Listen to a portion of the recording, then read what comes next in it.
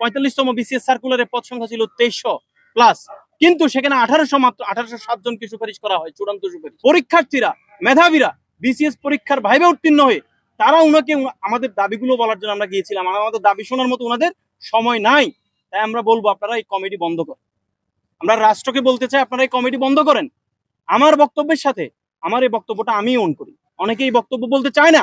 আমি বলতে চাই এই সরকার এবং পিএসসি যোগসাজশ করে এই পদগুলো ফাঁকা রেখে তাদের নিজস্ব লোক নিয়োগ দেওয়ার একটা পায়তারা করছে। আমরা মেধাবীরা এটা মানবো না। আমরা চাই মেধার যোগ্য মূল্যায়ন হোক, ন্যায্যতার ভিত্তিতে পদ বন্টন হোক। আমরা বলতে চাই, আমরা পিএসসি চেয়ারম্যানকে একাধিকবার জানিয়েছি বিষয়টা, উনি এই বিষয়ে কর্ণপাত করছেন না।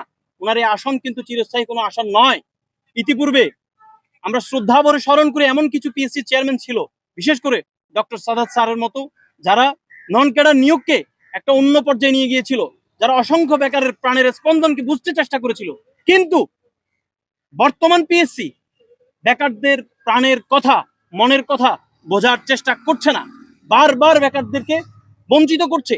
প্রত্যেকটা বিসিএস প্রার্থীরা কিছুদিন পর পর এই পিএসসির সামনে মানববন্ধন করছে, সমাবেশ করছে, অনশন করছে।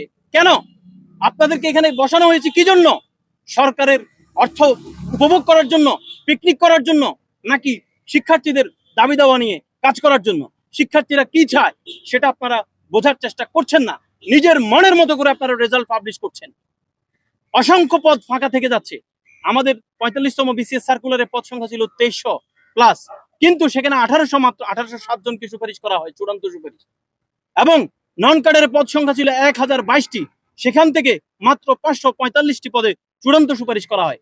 কেন এমনটা করা হলো?